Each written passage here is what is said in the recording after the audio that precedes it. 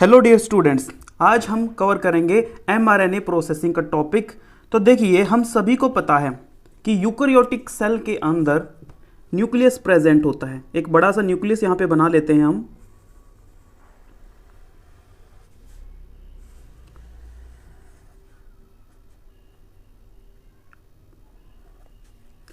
Okay, ये nucleus हमने बना दिया। और जैसा कि हम लास्ट लेक्चर में देख चुके हैं कि न्यूक्लियस के अंदर प्रेजेंट है DNA.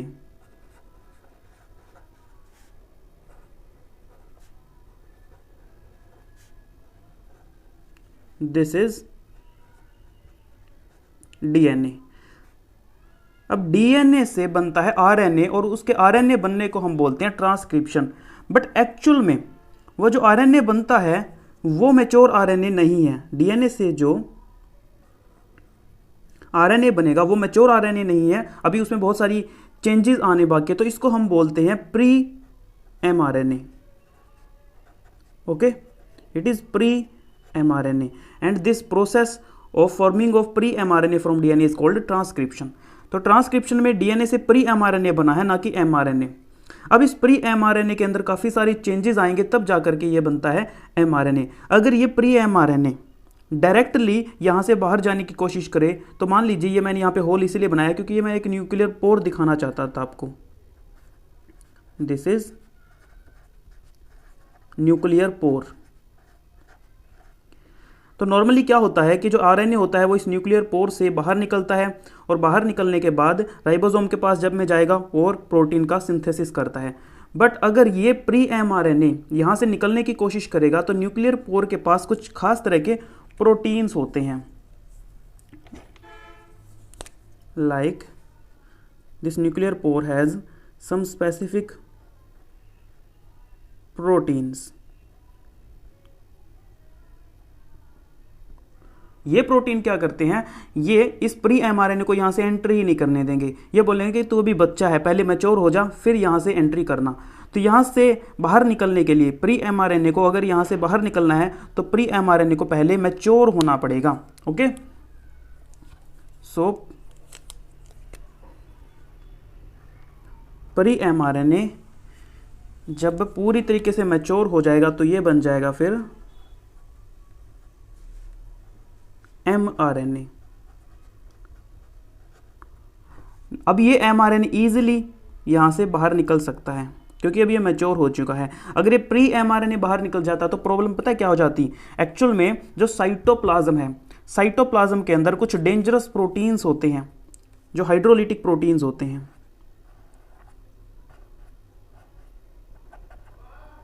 These are hydrolytic proteins. ये हाइड्रोलिटिक प्रोटीन्स क्या करते, अगर प्री एमआरएनए बाहर निकल आता तो ये हाइड्रोलिटिक प्रोटीन्स इस प्री एमआरएनए को चॉप कर देते।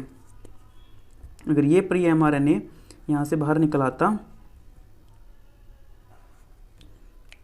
सो ये हाइड्रोलिटिक प्रोटीन इसको क्या कर देता, ब्रेक डाउन कर देता और इससे नुकसान हो जाता। ठीक है, तो इसीलिए प्री एमआरएनए का सबसे पहले मैच्योर होना जरूरी है, उसका एमआरएनए में चेंज होना जरूरी है। तो इस प्रोसेस को कहते हैं, प्री एमआरएनए से एमआरएनए बनने की जो प्रोसेस होती है उसको बोलते हैं मैसेंजर आरएनए प्रोसेसिंग या एमआरएनए प्रोसेसिंग। तो आज हम इस एमआरएनए प्रोसेसिंग को ही सीखेंगे कि एमआरएनए कैसे तैयार होता है। एमआरएनए प्रोसेसिंग के अंदर बेसिकली 3 स्टेप होते हैं। इस लोकेशन पे 3 मेन स्टेप हम सीखेंगे आज, जिसे हम बोलते हैं कैपिंग,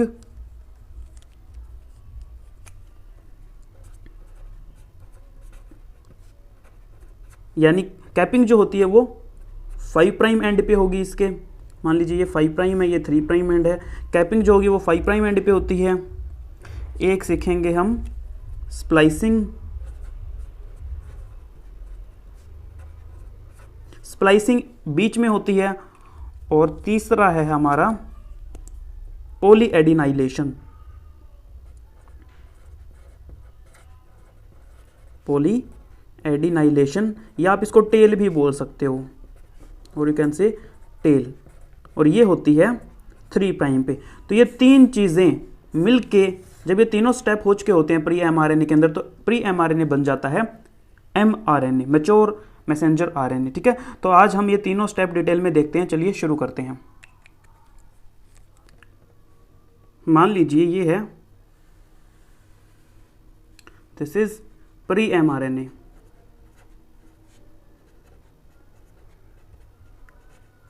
अब प्री एमआरएनए का ये है 5 prime and 3 prime and. Pre mRNA को हम एचएनआरएनए भी बोल देते हैं। एचएनआरएनए का मतलब होता है हेटेरो न्यूक्लियर आरएनए। ओके, तो अब देखिए प्री एमआरएनए के अंदर कुछ कोडिंग पार्ट होते हैं और कुछ नॉन कोडिंग पार्ट होते हैं। यहां पे फॉर एग्जांपल ये ब्लैक वाला मान लीजिए नॉन कोडिंग पार्ट है और रेड वाले जो है हमारे वो कोडिंग पार्ट है। तो जो ब्लैक वाला मैंने बोला कि नॉन कोडिंग पार्ट है, नॉन कोडिंग पार्ट को बोलते हैं intron.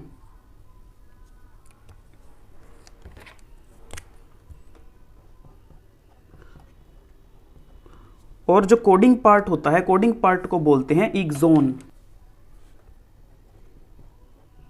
Okay, so there are introns, exons, intron, exons like this. So this exon, ये exon है, यहाँ पे लिख देता हूँ कि जो exon है वो कोडिंग पार्ट है और यू कैन से फंक्शनल पार्ट है।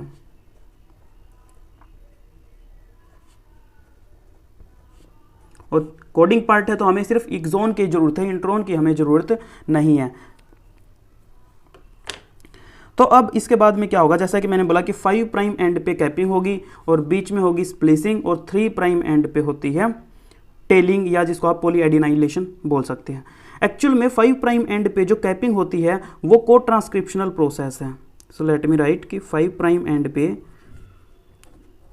कैपिंग होगी। और कैपिंग क्या है, कैपिंग इज अ को ट्रांसक्रिप्शनल प्रोसेस।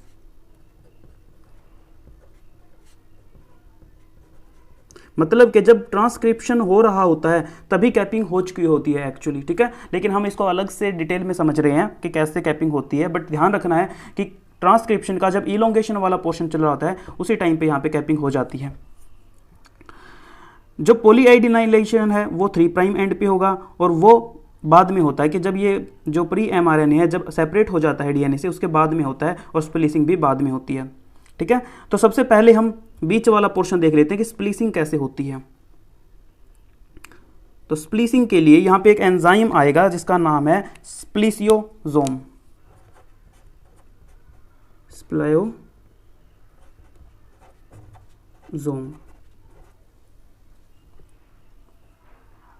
अब ये जो स्प्लिसियोसोम है ये क्या करेगा, इन इंट्रॉन्स को जो कि नॉन फंक्शनल पार्ट है या नॉन कोडिंग पार्ट है इनको रिमूव कर देगा।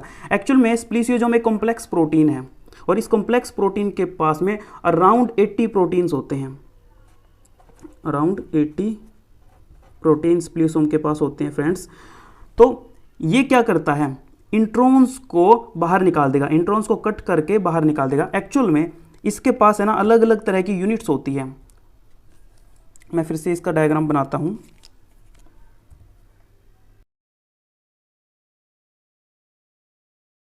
इसके अंदर जैसे ही स्प्लिसोम आएगा तो स्प्लिसोम की जो मेन यूनिट होती है वो क्या करेगी, इंट्रॉन वाले पार्ट को स्प्लिस आउट कर देगी। मान लीजिए यहाँ पे इंट्रॉन था, उसको बाहर खींच लेगी ऐसे करके। This black colour are introns. Okay, तो स्प्लिसोम ने क्या किया, इसके इंट्रॉन्स को एक एक करके खींचना स्टार्ट कर देगा बाहर की तरफ। एक लूप के जैसा सा स्ट्रक्चर ये स्प्लिसोम बना देगा। बेसिकली स्प्लिसोम के पास में जो मेन, वैसे तो 80 प्रोटीन्स इसके पास में होती है, लेकिन हम मेन बात करें तो इसके पास जो 80 प्रोटीन है उनके अंदर 5 मेन सब यूनिट होती है। तो वो 5 सब यूनिट जो होती है लाइक दिस, जिसको हम बोलते हैं U1, U2, उसके बाद एक है U4, U5 एंड U6। तो ये आपको शायद दिख ना रहा हो, बट U से है ये U1, U2, उसके बाद 3 को छोड़ के U4, U5 एंड U6। ये 5 मेन सब यूनिट होती है स्प्लिसोम की। ये क्या करती है, जो इंट्रॉन है इंट्रॉन को बाहर की तरफ खींच लेती है, मतलब कि लूप बना देती है, और इस तरीके से सारे के सारे इंट्रॉन्स बाहर की तरफ लूप बन जाएंगे। तो ये सारे के सारे ये जो स्प्लियोसोम है सभी के ऊपर अटैच होगा और सभी को ऐसे करके बाहर निकाल लेगा, सभी इंट्रॉन्स को बाहर की तरफ खींच लेगा। ओके, और उसके बाद में इनको बाहर निकाल देगा। तो जब ये बाहर निकल जाएंगे तो एक्चुअल में हमारे पास सिर्फ एक्सॉन वाला पोर्शन बचेगा।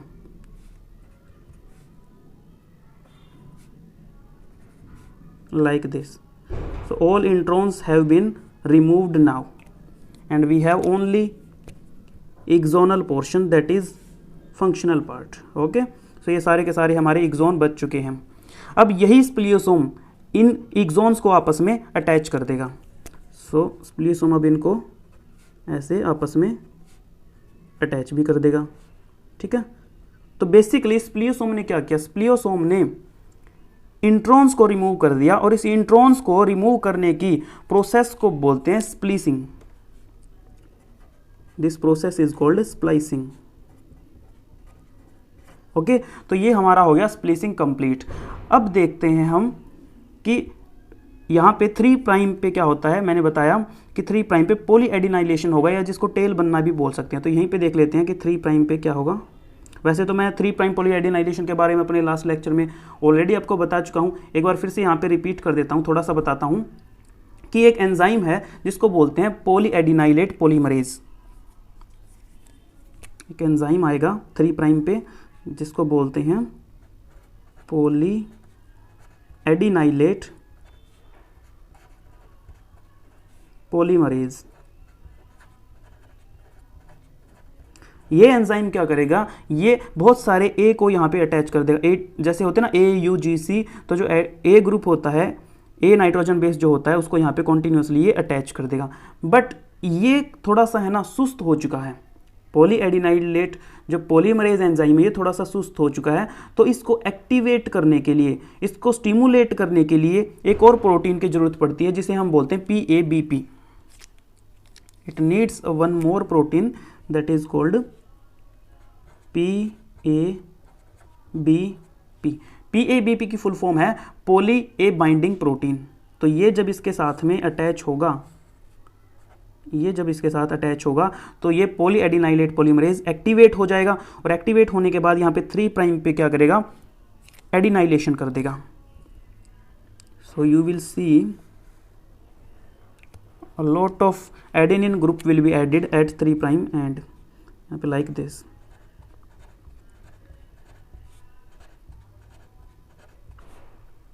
ओके, इसको बोलते हैं पॉली एडिनाइलेशन और टेल या or you can say this is polyadenylation. Okay, जो कि 3 प्राइम एंड पे हमारी हुई है।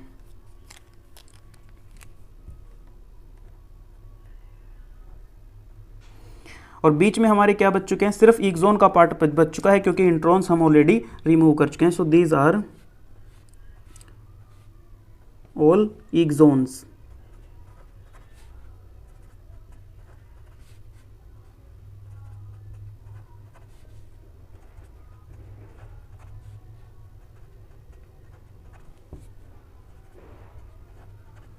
Like this. ओके, अब हमारा सिर्फ 5 प्राइम बचता है और 5 प्राइम पे होनी है कैपिंग। तो देखिए कैपिंग के बारे में आपको बताता हूँ कैपिंग कैसे होगी। सबसे पहले 5 प्राइम पे मान लीजिए कोई भी न्यूक्लियोटाइड है।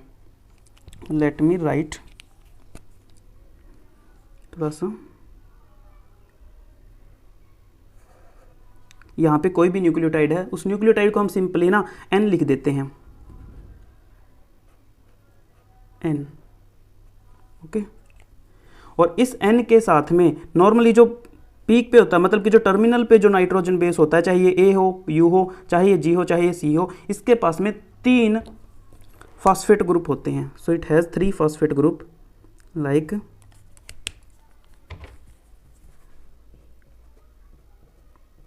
Like this. It has 3 phosphate group. Okay, और इसके बाद जो सेकेंड नंबर पे होगा उसके पास सिर्फ 1 फॉस्फेट ग्रुप मिलेगा। So this has 1 phosphate group and this. तो ये हमारा 5 प्राइम है। तो अभी 5 प्राइम यहाँ से हटा के मान लीजिए हमारे यहाँ पे समझा रहा हूँ आपको। अब कैसे होगा, सबसे पहले एंजाइम आएगा triphosphatase. The first enzyme that will function here is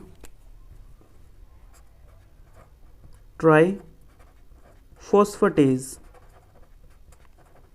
ये ट्राइफॉस्फेटेज क्या करेगा, इन तीन में से एक फास्फोरस को यहां से रिमूव कर देगा। So it will appear like this.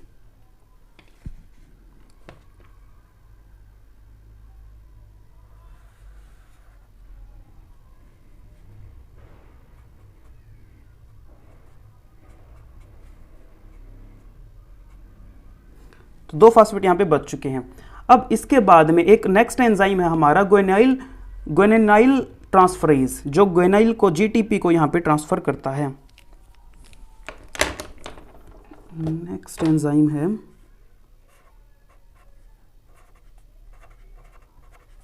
ग्वेनिलाइल, एक minute, let me check this spelling, NYL transferase.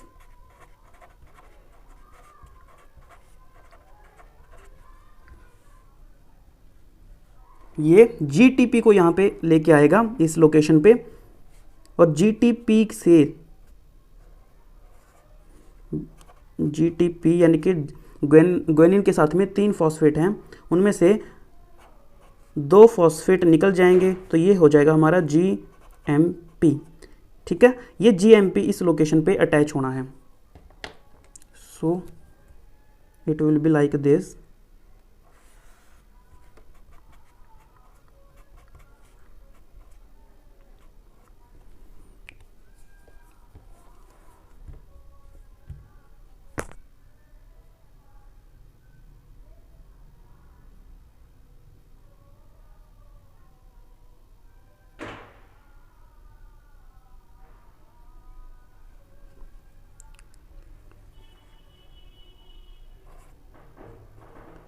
और ग्वेनाइल का एक फॉस्फोरस यहाँ पे बच चुका है, जो इसके साथ में ऐसे अटैच हो जाएगा। ओके, अभी प्रोसेस पूरी नहीं हुई है। अभी इसके बाद में नेक्स्ट जो मेन एंजाइम है दैट इज ये है हमारा मिथाइल ट्रांसफरेज।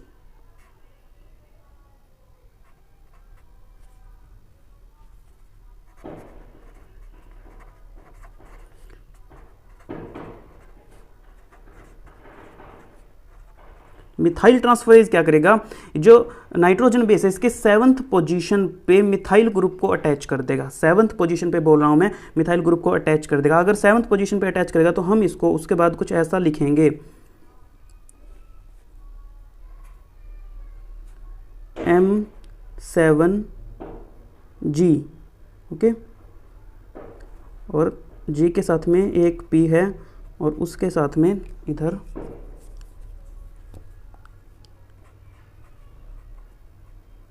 Like this. तो अब ये वाला जो पोर्शन है ये बन जाती है कैप, इसको बोलते हैं कैप।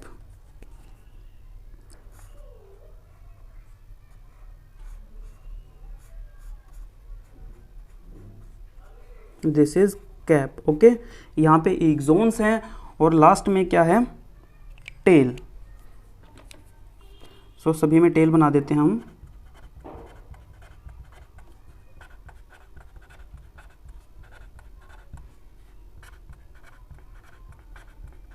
Like this. ओके, तो ये हमारा कंप्लीट अब मैच्योर मैसेंजर आरएनए बन चुका है। तो हम इसको सिंपली ऐसे भी दिखा देते हैं इस डायग्राम को।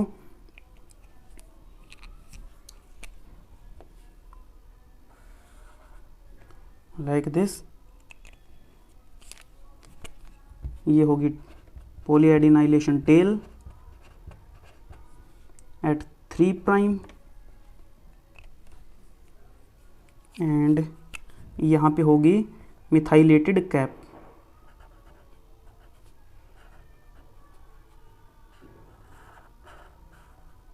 दिस इज कैप,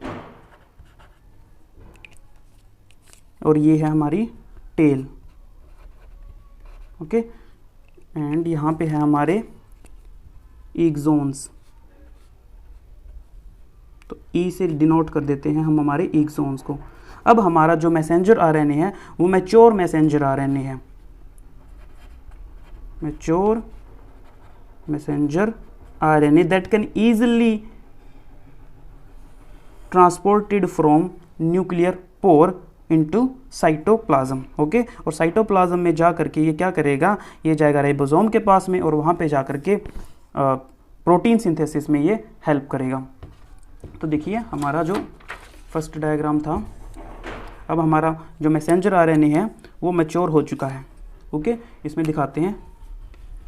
अब ये मैच्योर हो गया, यहाँ पे लग गई दिस इज कैप और यहाँ पे पॉलीएडिनाइलेशन हो चुका है 3 प्राइम एंड पे, this is 5 prime and. Messenger RNA अब तैयार है, तो यहाँ से निकल आएगा पोर से, अब इजीली इसको एंट्री मिल जाएगी। ठीक है, अब हाइड्रोलिटिक एंजाइम प्रोटीन का इस पर कोई असर नहीं होगा। सो